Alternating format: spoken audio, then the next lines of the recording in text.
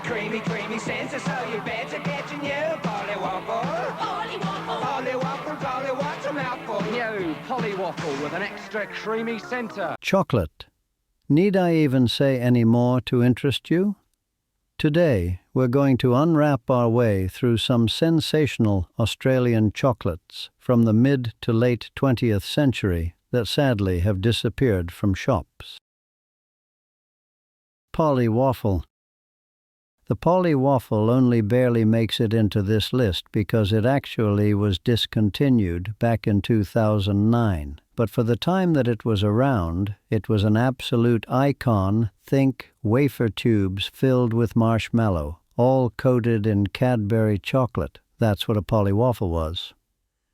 That distinctive pink and purple wrapper was instantly recognizable in any milk bar across Australia for generations. Biting into a Polly Waffle meant experiencing layers, the snap of chocolate, the crunch of wafer, and then that soft, pillowy marshmallow that melted on your tongue. It was a milk bar staple, a reward after school, a treat during Saturday Arvo shopping trips. When it disappeared from shelves in 2009, the outcry was immediate. Petitions were signed, memories were shared, and a nation mourned. It did make a run again in 2019 when a small Australian company brought it back, lovingly recreated with the same recipe. For those who remembered, tasting a revived Polly Waffle was like opening a time capsule. Violet Crumble. All the golden, honeycomb goodness of your favorite chocolate bar, but even more satisfying because it was made by Hoadley's, the original masters of Australian confectionery. The Violet Crumble was the pride of Hoadley's, featuring a core of golden, airy honeycomb, encased in a thick shell of chocolate. That distinctive violet wrapper promised something extraordinary every single time. It's the way it shatters that matters. The famous slogan wasn't just marketing, it was truth. Every Aussie kid knew the ritual: bite carefully or risk honeycomb fragments everywhere. But that was part of the charm. The Violet Crumble was messy, unapologetic, and utterly Australian. Okay, this next one will seriously blow your mind. While the Violet Crumble still exists today under Nestlé, purists remember the original Hoadley's version with particular fondness. There was something about those early bars that felt more authentic, more connected to Australia's confectionery heritage. Choquito. Choquito was the chocolate bar for adventurers. That chunky, textured exterior promised substance, and it delivered fudge and caramel packed with crisped rice, all wrapped in Cadbury chocolate. It wasn't delicate or refined. It was hearty, satisfying, and built to last through a long day of play. The name itself felt exotic, hinting at faraway places, yet it was quintessentially Australian in its no-nonsense approach. You'd find them in servo fridges during road trips, in footy bags after training, and in the hands of anyone who wanted a chocolate bar that meant business. When Choquito gradually faded from widespread availability, it left a gap. The texture, the chewiness, the way the fudge and caramel worked together. It's a taste memory that stays with you. Okay. No. Roan trees. Toffee Deluxe was decadence in a green wrapper, thick, chewy toffee pieces suspended in smooth milk chocolate. It was a workout for your jaw and an absolute delight for your taste buds. The toffee had substance, real bite, and that deep, buttery flavor that only proper toffee can deliver. Eating a Toffee Deluxe required patience and commitment. You couldn't rush it. The toffee demanded respect. They were chewy and sweet and definitely unique, making them a favorite from their launch until they gradually disappeared. Now this next one, this one might be the craziest yet. When Rowntree's brands gradually disappeared or were absorbed, Toffee Deluxe went with them. For those who remember the satisfying chew and that distinctive green wrapper, it represents a time when chocolate bars had personality. Bertie Beetle. The little bronze beetle in the show bag. Bertie Beetle was never meant to be an everyday chocolate, and that made it special. Those limited edition versions, the special flavors and variations that appeared at shows and fairs, turned a simple honeycomb chocolate into something collectible, something precious. Bertie was compact, perfectly formed, with that honeycomb center that Australians loved. The chocolate shell was thick, the honeycomb inside was golden and crispy, and the whole thing fit perfectly in your palm. Similar in concept to other honeycomb bars, these came in special editions that everyone wanted to get their hands on. While regular Bertie Beetles still appear in show bags, those special limited editions have become legends. They were only available from specific years or specific events, making them a fun part of Australia's show culture. Cadbury Marble. Cadbury Marble was visual artistry in chocolate form. Swirls of milk and white chocolate created a marbled effect that looked as good as it tasted. Breaking off a piece revealed patterns that were never quite the same, making each bar feel unique, personal. The flavor was balanced beautifully, the creaminess of white chocolate complementing the richness of milk chocolate, neither overpowering the other. Perhaps the most fun aspect of this chocolate was the surprise of seeing which pattern you'd get when you opened each segment. All right, if you're still watching, good, because the next one is unreal.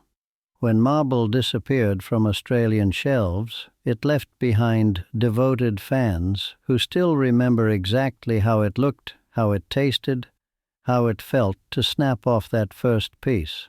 It was a marvel, all rolled into one. Milo Bar. The Milo Bar was genius, taking Australia's beloved chocolate malt drink and transforming it into portable form. That distinctive green wrapper promised everything you loved about Milo: the malty richness, the subtle chocolate notes, the energy-boosting goodness that Australian kids had been drinking for generations. The texture was its triumph. Crunchy Milo grains suspended in smooth chocolate, creating a contrast that felt familiar yet exciting. Every bite delivered that unmistakable Milo flavor.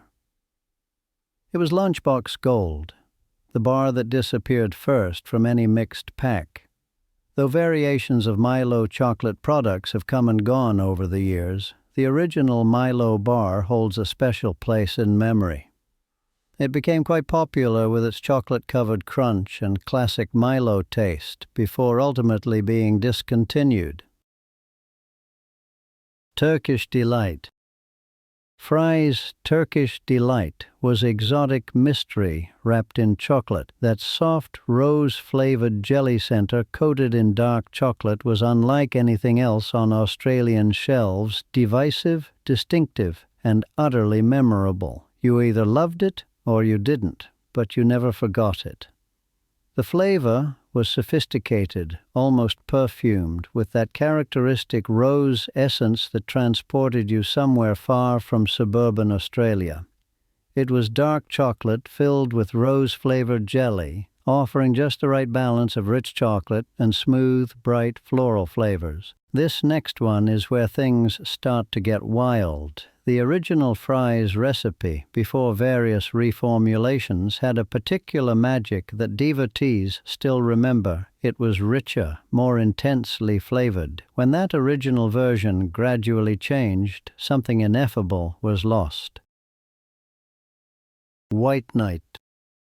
White Knight was elegance personified, a bar of pure white chocolate at a time when white chocolate was still considered exotic, special, different. That creamy sweetness, that smooth texture, that distinctive flavor. It carved out its own space in Australian confectionery culture. The bar itself was generous, substantial, with that characteristic white chocolate snap. When you broke off a piece, it melted beautifully, coating your mouth with creamy sweetness that lingered. White Knight wasn't an everyday chocolate, it was special occasion material. When White Knight rode off into the sunset, it left behind Australians who associated white chocolate with that particular brand. It was relatively short-lived, however, launching and becoming a near-instant favorite before ending production.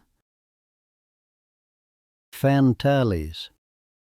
Fantales were more than chocolate. They were entertainment. Each caramel and chocolate piece came wrapped in a movie star biography, turning a simple sweet into a cultural experience. You'd unwrap, read about Hollywood legends, then savor that perfect combination of soft caramel and smooth milk chocolate.